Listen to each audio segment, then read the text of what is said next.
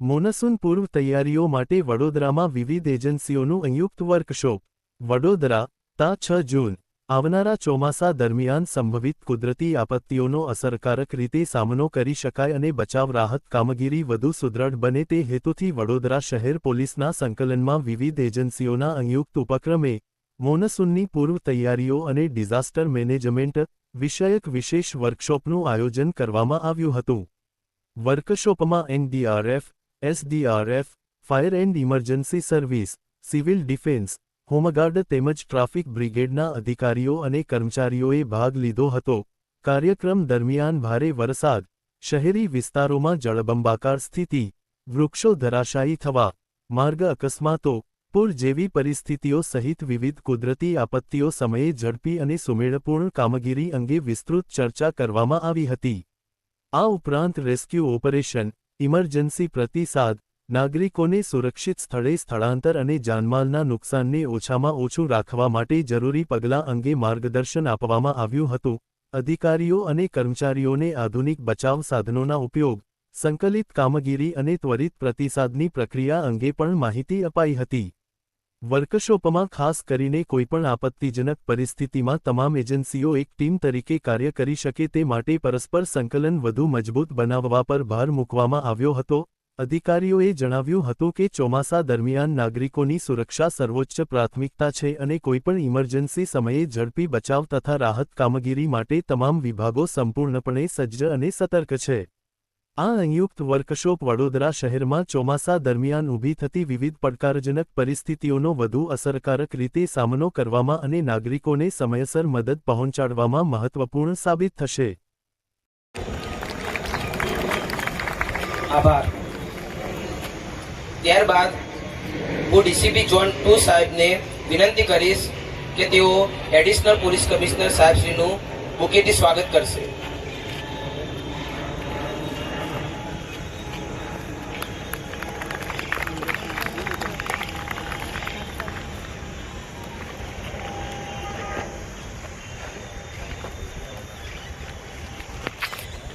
ત્યારબાદ ACP A division સાહેબશ્રી commanding officer ACP A division સાહેબશ્રીને વિનંતી કરીશ કે તેઓ કમાન્ડિંગ ઓફિસર એનડીઆરએફ સુરેન્દ્રસિંહ સાહેબનું સ્વાગત કરશે.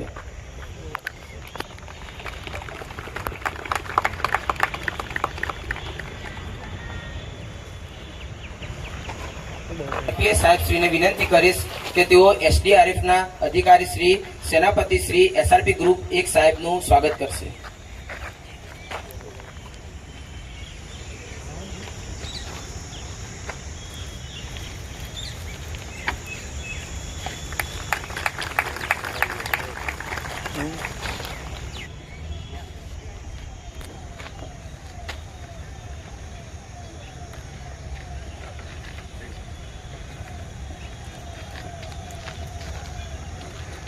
माननीय पुलिस कमिश्नर साहेब श्री, जॉइंट पुलिस कमिश्नर साहेब श्री, अधिक पुलिस कमिश्नर साहेब श्री, एनडीआरएफ टीमना कमांडेंट साहेब श्री सुरेंद्र कुमार साहेब, एसडीआरएफ ની ટીમ જે ગ્રુપ 1 એસઆરપી અને ગ્રુપ 9 એસઆરપી માંથી આવી છે અને તેમના રિપ્રેઝેન્ટેટિવ ગ્રુપ 1 ના કમાન્ડન્ટ સાહેબ શ્રી તથા ફાયર ડિપાર્ટમેન્ટ વડોદરા વિભાગનું હું આજના આ પ્રી મોન્સૂન પ્રિપરેશન પ્રોગ્રામમાં હાર્દિક સ્વાગત કરું છું.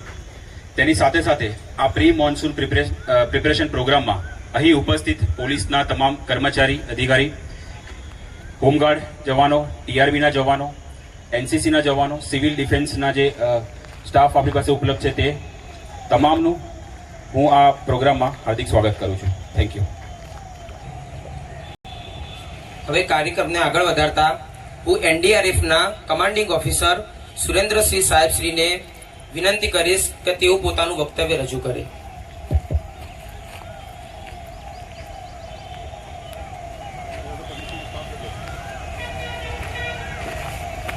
उपस्थित आईजी सर, डीआईजी, एनसीसी और बाकी सभी विभागों से आए हुए हमारे साथी, मैं सबसे पहले कमिश्नर सर का तहे दिल से आभार व्यक्त करता हूं कि उन्होंने एक इतना अच्छा कार्यक्रम रखा है, क्योंकि एनडीआरएफ ये मानती है अभी हम किसी भी आपदा से अच्छे से निपट सकते हैं कमिश्नर सर का यह कार्य उसी दिशा में एक कदम किया है। इस संबंध में मैं आपको एनडीआरएफ की तैयारियों के बारे में थोड़ा सा अवगत कराना चाहूंगा। वडोदरा में एनडीआरएफ की 6 बटालियन का मुख्यालय है। यहाँ पर हमारी 4 कंपनियां वडोदरा में तैनात है, प्लस 1 कंपनी हमारी गांधीनगर में तैनात है। हमारी एक कंपनी में 3 टीमें होती हैं और प्रत्येक टीम में 30 की स्ट्रेंथ होती है। हमारी यह टीम FWR ऑपरेशन यानी कि फ्लड वाटर रेस्क्यू ऑपरेशन में माहिर होती है। इसके पास विभिन्न इक्विपमेंट होते हैं जिसमें कि हम IRB को लेते हैं, OBM इसमें आते हैं, plus life boy, life jacket और भी विभिन्न प्रकार के इक्विपमेंट इसमें आते हैं। हम लोग जब भी ऑपरेशन करते हैं तो एक चीज को थोड़ा सा नज़रअंदाज कर देते हैं और वह है लाइफ जैकेट। आप लोगों ने सुना भी होगा कि फला जिले में बोट पलट गई है और इसमें इतने टूरिस्ट थे, उनमें से इतने टूरिस्ट मर गए हैं, खत्म हो गए हैं। अगर हम किसी भी ऑपरेशन को करते हैं FWR से संबंधित ऑपरेशन में और अगर लाइफ जैकेट लगाकर रखते हैं तो ये मान के चलिए कि वो लाइफ जैकेट आपको 72 घंटे तक 72 आवर्स तक आपको सेफ रखेगा, आपको डूबने नहीं देगा। तो मेरी सभी रेस्क्यूअर्स से यह गुजारिश रहेगी कि जब भी आप लोग रेस्क्यू ऑपरेशंस में जाते हैं तो कोई आपको बोले या ना बोले, आपने लाइफ जैकेट लगा के रखना है ताकि आप सुरक्षित रहेंगे तो आप बाकी विक्टिम्स को सुरक्षित रख पाएंगे, उनको निकाल पाएंगे। इसके साथ ही मैं बता दूं कि एनडीआरएफ के पास रोप रेस्क्यू से संबंधित इक्विपमेंट भी है। हमारा जो CSSR से संबंधित इक्विपमेंट है, कटिंग टूल्स हैं, सभी प्रकार के, मतलब आप जो सोच सकते हैं जिस प्रकार के भी कोई डिजास्टर अगर आता है तो वो उससे निपटने के लिए एनडीआरएफ के पास सफिशिएंट टूल हैं। केवल एक डिजास्टर को एनडीआरएफ डील नहीं करती है और वो केवल फायर है और उसके लिए अलग से फायर डिपार्टमेंट है, वो एनडीआरएफ डील नहीं करती है। तो मैं आपको बता दूं कि जैसे सर ने अभी बताया है, प्रिपेयर्डनेस के रूप में हमारा भी प्री मॉनसून डिप्लॉयमेंट होता है और हमारी सभी टीमें गुजरात, राजस्थान के विभिन्न जिलों में तैनात की जाती हैं ताकि आवश्यकता पड़ने पर वहां पर हम लोग अपना रिस्पांस टाइमली कर पाएं।